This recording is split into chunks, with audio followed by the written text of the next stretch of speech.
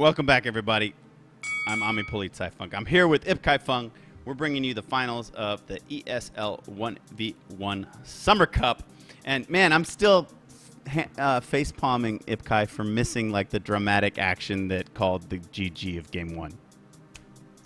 I mean, if only we had, some better tools, like, some rewind feature or something. Because a lot of the times in this game, there will be stuff going on at, like, 2 or 3 different spots, and it's really hard to cover it all, So, if that was generally available, do okay. I take pride in my work, obsing, but that one I just dropped the ball completely. But, I mean, it's been holidays, been a couple of weeks since you've done the cast, so, don't beat yourself up. I blame the Italian sun. Yeah, and all the food apparently. Oh my goodness! Oh, the pizza, the mozzarella, the buffalo mozzarella. Oh, ho mangiato bene, meravigliosa. It's fantastic, man. I've heard nice things about the area. So.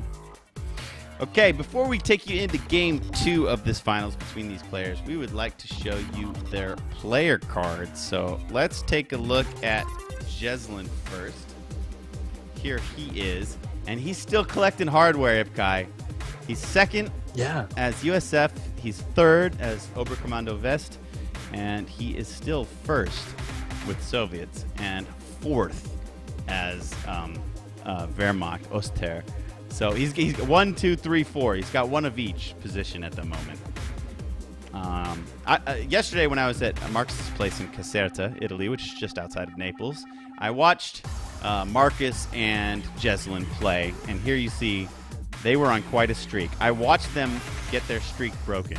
They were 58-0, and they logged in against the #1 Axis team. Yeah, I think these guys are maybe from Southeast Asia somewhere because of their names and their chats. But this team, Sargaya, and anyway. So the #1 Axis team, 2v2. And Marcus was really excited, oh, great challenge. It's the 2 #1 teams in both factions going against each other. But then his game bugged out. And so after 5 minutes in, he got disconnected, and Jesulin was not up for 1v2ing the top Axis team. So Jesulin resigned, and so they got their first loss. But then they searched immediately again, and they got him again, and they crushed him. It was really fun to watch. It was a good game. It was on the same map, Rails and Metal. Maybe you guys noticed. I think Jesulin was streaming last night. But so that's their 60th win. So anyway, they're third. That was fun to watch. He and Marcus playing together. It's different when you're sitting right behind a guy, and you're watching all the mouse clicks and the way they use hotkeys and both hands at once. You can learn a lot about mechanics. Yeah. So a lot of people, I think, they usually hammer the stop key a lot to try and get stuff happening.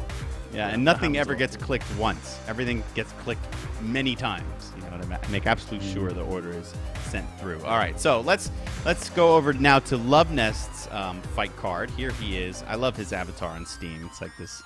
I don't know what that's from, but it's some like post-apocalyptic dude with this respirator. He's 4th as USF and 4th as OKV. His stats aren't quite as impressive as Jesulin's. He's not got as much hardware as far as the top 3 spots. But, he's top 10 with 3 factions in 1v1. Doesn't have quite as many games played as Jesulin either. But something about Luvnest, I just like to root for the guy. When he streams, he just seems like a friendly guy. And, he really considers how he plays. And he's not, he doesn't rage at other players. He just kind of thinks about what he could have done better. And you appreciate that when you see a player trying to improve actively.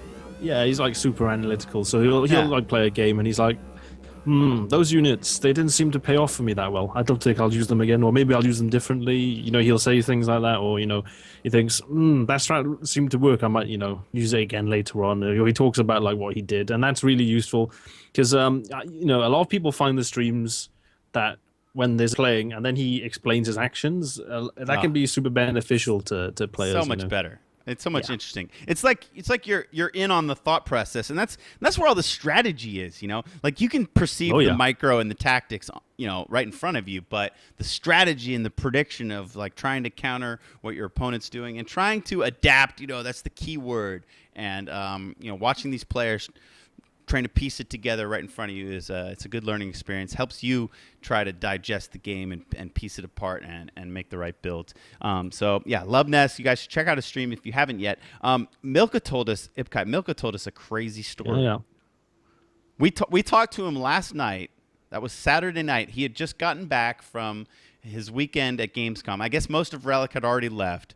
I think on Friday they all went to dinner. And so Milka went to dinner, got to know Quinn and Jeff and the marketing director and the campaign guy. I haven't met either of them yet, so I don't know their names yet by heart. But I guess Alex is the campaign designer. No, Alex is the brand manager. He's and the brand Mitch, manager. Mitch Legrand is the campaign designer. Yeah. So the 4 Relic guys were there. They all went to dinner, and so Milka got to drink some Kölner beer with the Relic guys, and he said Quinn was fun after he got a few in him. I guess he maybe loosened up, but they had all those guys under the NDA, so they can't say anything until I guess Tuesday. So anyway, check out Kotu.org on Tuesday. Milka will write his blog post, and he should have some more details about his weekend in Köln at Gamescom. But he told us an amazing story, Ipkai, that I guess I will recount to you guys because that's what I like to do. I like to tell stories. So Milka and Luvnest hooked up, and they were gonna drive from wherever in Germany to Köln. That's Cologne, which is on the Rhine in northwestern Germany. It's kind of near Amsterdam.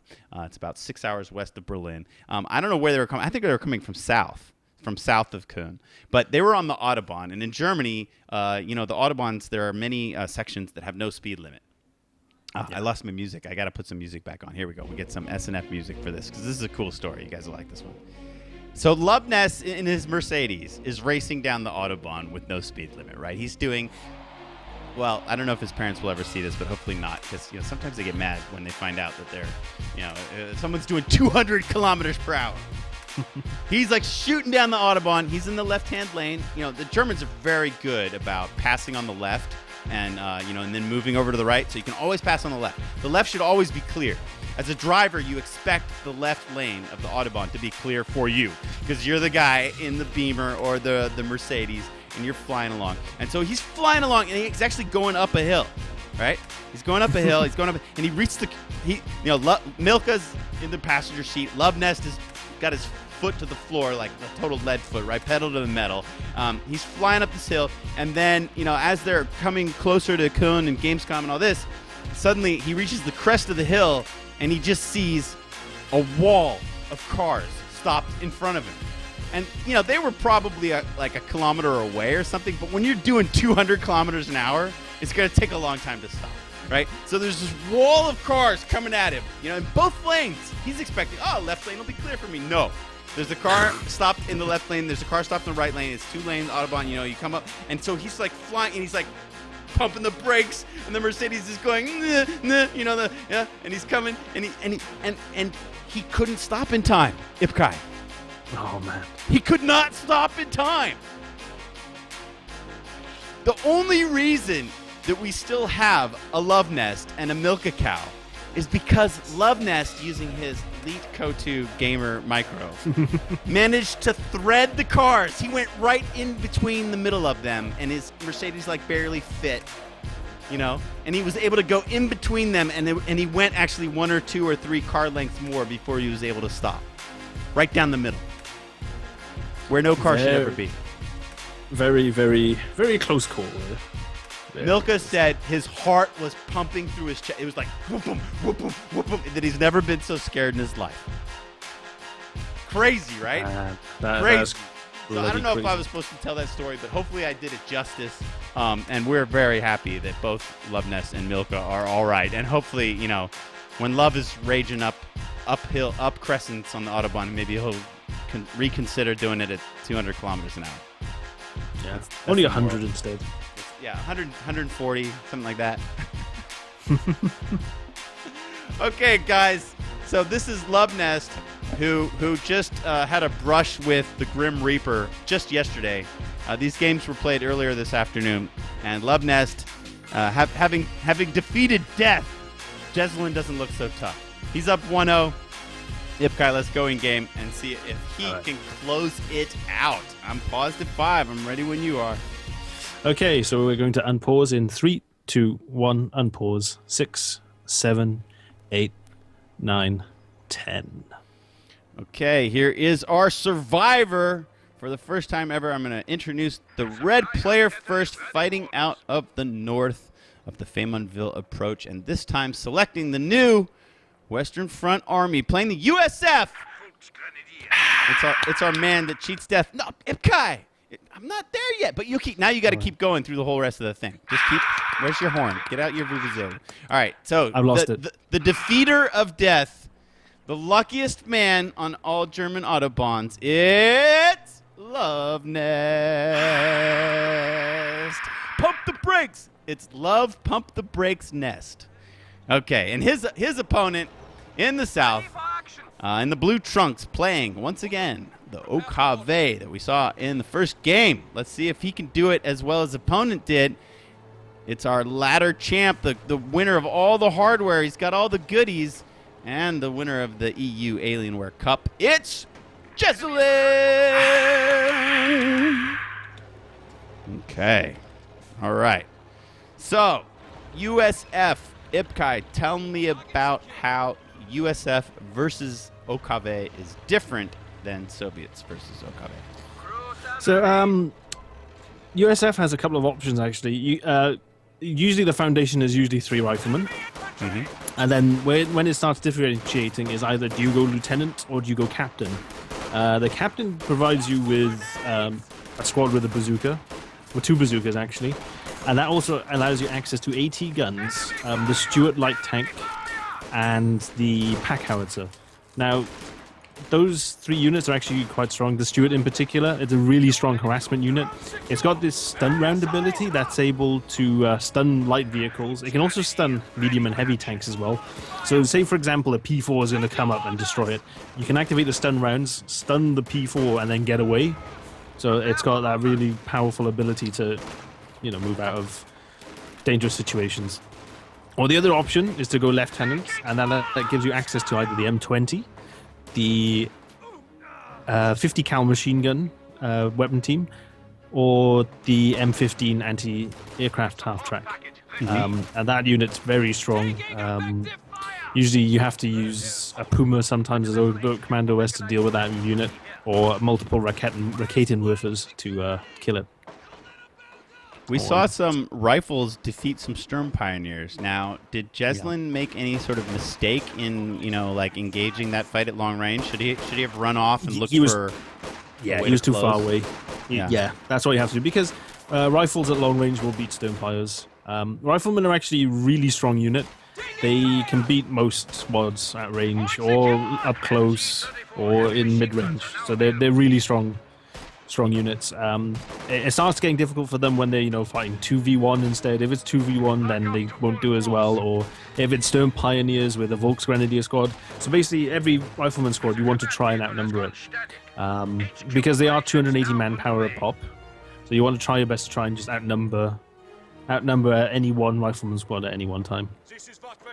All right. Well, I don't know if he's gonna outnumber anybody. Jesulin's got He's got 3 Volk squads, and they're all over the place. And there have been a lot of 1v1s. I was geeking out earlier on this mill that is turning in this house, where the combat NGs are garrisoned. So yeah, once again, the Sturm Pyros, they go out and then they're just sent packing immediately. Yeah, that's it. I mean, you can't just charge up to riflemen just over ground. It's really dangerous. And I said combat engineers instead of rear echelon. I'm so rusty. Sorry, Ipkai. I knew it was a mistake while I was doing it. You can gotcha me on all these and enjoy it and laugh. I won't mind. My ego's healthy. You can rip me up, dude. It's all good. The Schadenfreude is not that potent within me. So. You stayed all nice and quiet. I'm sure you noticed I said that. Oh, it's fine. It's fine. But anyway, back to the game. Yeah, the MG34 is out. Yeah, Luvnest has gone for the lieutenant, so he will be building. Oh, he's building the M20. Now, I like this unit quite a lot. It's a very strong harassing unit. It's like the M8 from COH1, but it's got a machine gun instead of that would you call it a tank gun or something, or that that ballistic gun. So this lieutenant's closing in on these folks. These folks have to be super careful now. They might get torn to pieces by this lieutenant squad. And it looks like they are. Look at their health just slowly. Was that a nade that just failed miserably? Yeah, he's going to try to throw a second one. He's wasted 2 grenades on that squad. That's a big cost. He's dropped 60 munitions on that squad. Yeah, it took a lot just to get him to retreat, right? Yeah, so he lost, was it 2 guys in that squad? And that's not worth it. Not a big deal. Honest. Not for all those munis. No, that was too much money to spend, to be honest. No, yeah, I did force the retreat, but you didn't get many kills for it. And that 60 munitions, that's 2/3 of a Panzerschreck, which he really needs right now. Oh boy, look at the MD34 team trying to retreat. They're getting hung up. They're running backwards. They're running forwards. The squad is completely split apart. I wonder if the M220 will be able to take it out. He takes out the first one, and the second guy gets the kill right before taking too much fire from the enemy flak in the base. That's a nice early win for our challenger Luvnest. He's feeling it, man. He had a brush with death, and he is emboldened, feeling strong. Pretty much. He has no fear. That seems to be playing that way right now. And this M20 now, you see, putting down the mines now. So these are anti-tank mines. They work, similar to like the Ostia Teller mines. So the Puma's out now. So now what Luvnest is going to try and do, and this is what I would do as well. I'm going to try and get this Puma to run over those mines. Try to bait him in. Yeah, and that's what I'm going to do. So the M20, nice unit actually. Nice pick. Nice harassment vehicle, because you can beat most squads, 1v1. And now, if Jesulin didn't throw those 2 grenades, he could also have a Panzerschreck right now, which would help him out a lot against this M20. When you build 3 Volksgrenadier squads, I mean, doesn't Panzerschreck have to be part of your build order, or else why would you build so many? Or is that common to have a bunch of meat out there? Yeah, it's that, just mainly just to cap points as well. That's the other thing, therefore. Because, stone piles are too expensive. You lose a guy, it takes ages to reinforce. They're really expensive to reinforce, whereas on the other hand, Volksgrenadiers, they're pretty cheap to reinforce, pretty quick to reinforce as well. Well, this Puma has to be careful. Yeah, here we go. Here we go. He's heading right for it. Oh, look at Jesulin. Just take that quick right turn before he runs over those mines. That might have been some star sense. We don't think he has any idea that they're there, unless perhaps he's encountered Luvnest putting him there in an automatic game. Okay, so he's going to back off now. He's going to pop the smoke. That's good. So he's going to go straight back to base. Puma shot into the wall. Jesulin actually has upgraded to the minesweepers on that that Stone Pioneer squad. So they, they can sweep the mines as well. But also, don't forget that they actually have, the toggleable minesweeper. So that's a unique feature of that squad. They can sheathe them. Yes, they can sheathe their minesweeper. That's really cool. I like that. All right, we have another Fallschirm deployment. Pretty much as soon as they become available. The Fallschirm Jaegers, that's a good use actually. Keep them at long range, keep them still, and that's when they do their most damage. So yeah, see them take that lieutenant squad. Luvnest is gonna lose them probably. I can't see this guy surviving. No, down he goes. And that's sort of like with Fallschirm Jaegers. You don't want to have them moving because they've got some really rubbish moving modifiers. So while they're on the move, they are really, really bad. So you want to try and keep them still, keep them in cover. Also keep them at long range as well. Long range is really good for them because they do really good damage at that range. It's almost comparable to like the LMG 42. Really? Okay. Yeah. So you want to, it's about the equivalent of. They're pretty different to the. Oh, here we go. The Pumas. Whoa! He skirted that mine on the other side. I was going to say the Fallschirms of the original game were kind of a get right up close unit, but there he goes. Oh my goodness, Ipkai! I didn't know that it would kill it outright. Yeah, it does a lot of damage. It's about the same as the the Telemines, the Ostia ones. The Ostia Telemines is like 500 damage a hit.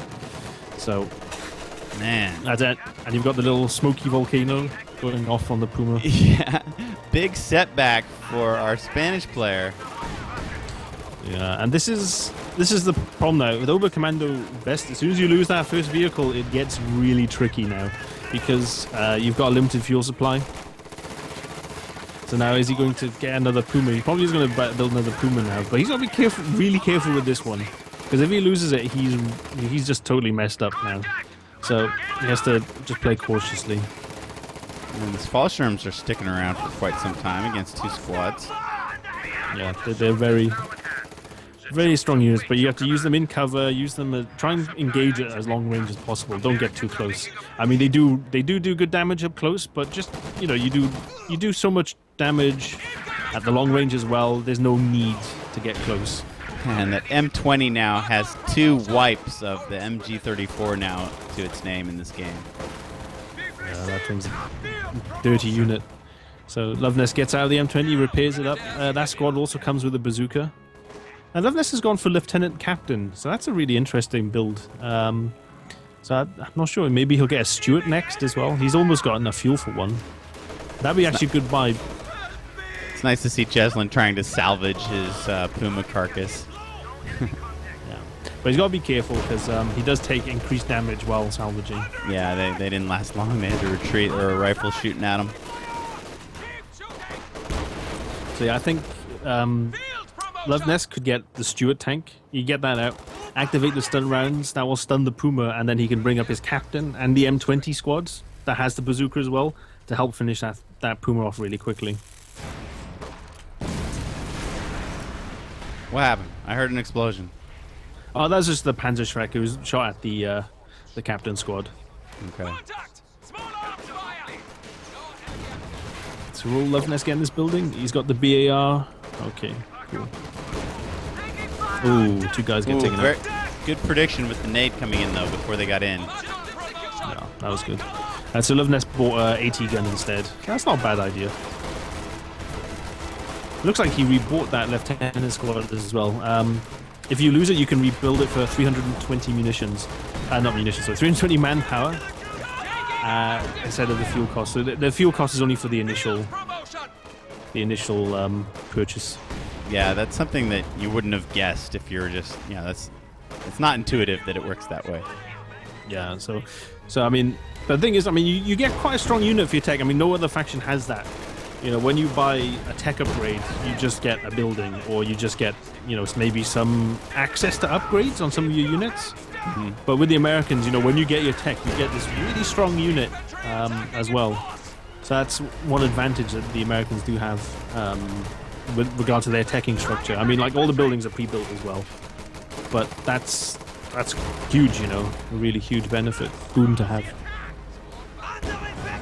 Okay, the 57 has arrived. M20 is back there to support it and help it slow push. I guess Jesulin probably had eyes on it. I'm not sure. I had my fog of war off. But that Puma is repositioning. Lickety split. Luvnest has got an armor company. Very nice choice because you've got these. You've got the Bulldozer Sherman, which is a really good, strong anti-infantry tank. It's a little bit tougher than the regular Sherman as well. And you've got the M10. M10's not too bad. It's like equivalent to a Puma. A very similar type of unit. We had the Sherms launch a Panzer Faust. They have given an engine crit to the M20, and the Puma's going to try to come in here. M20's going to pop some smoke. Whoa! The Puma changes targets immediately. Jesulin needs to try to attack ground into that position, which he does very, very adeptly, and he kills that M20. Gives it some extra don't let the door kick you on your way out shots as it dies. But he's quick to reverse to not lose that Puma to the 57. And looks like Jesulin's trying to hang in there, but all of his squads are so hurt. He could really do with some medic action.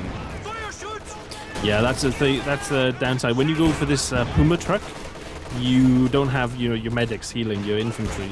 So that's one thing you do forego. Although you get these really strong vehicles, you don't have that healing ability. So you have to spend the 40 fuel then to build that medic truck. And that's like the downside of that. So yeah, Luvnest calls in the Sherman Dozer, the 105mm, with its little bulldozer plate on the front. Mm-hmm. No skin though. That's a bit disappointing, but still a damn good looking tank. So, can you control the bulldozer up and down and like sweep mines with it, or? No, what the Not in this bulldozer game. thing does, it can actually build like roadblocks. Oh, okay. You see that so rarely. Yeah, you can build roadblocks, and they actually provide green. Oh, there's no. Yeah. Ouch. Ouch, Sherms. Oh, and that's that. There it is. GG. Wow. All right. So, hey, Luvnest. How about that?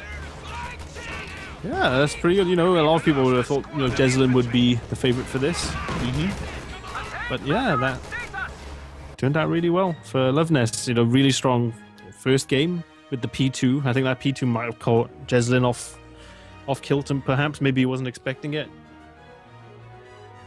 Impressive, man. Survives a brush with death on the Autobahn and then gives it to Jesulin 2-0 in the finals of an ESL event.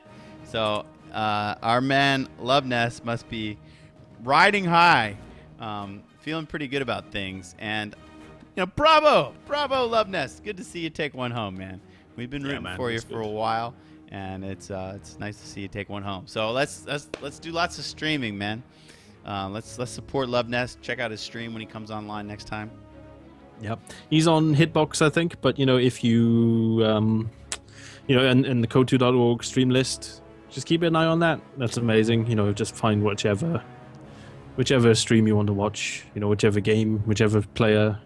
Just follow that, and also as well follow them, because usually you'll get an email alert as well whenever they go online, so that helps you out too.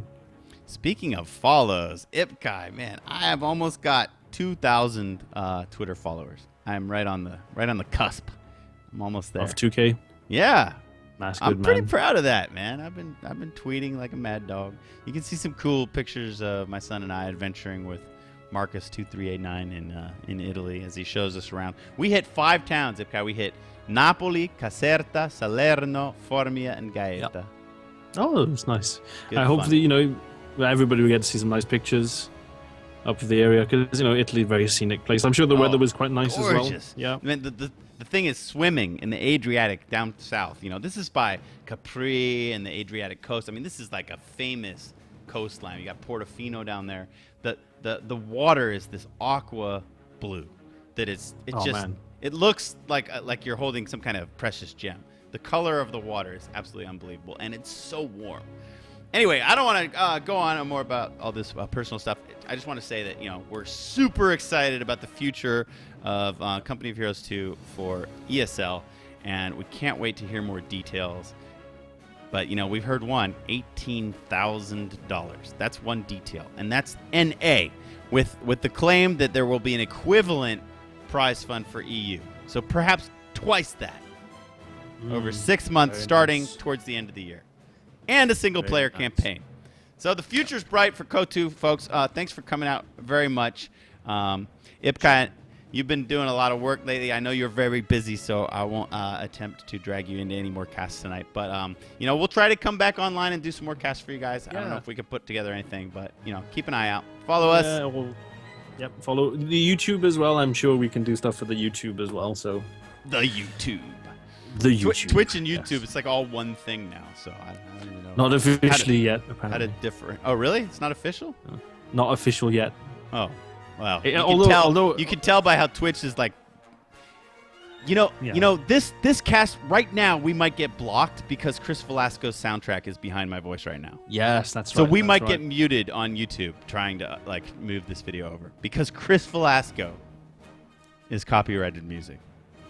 Yeah, it's not intentional though. It's just like the stupid algorithm they use just goes, oh, that's IP copyrighted. You gotta block it. That algorithm is so smart. It's bad. It catches everything. It could be like really way in the background, and you could be talking over it, and it could just be a tiny little clip from a song, and it catches you.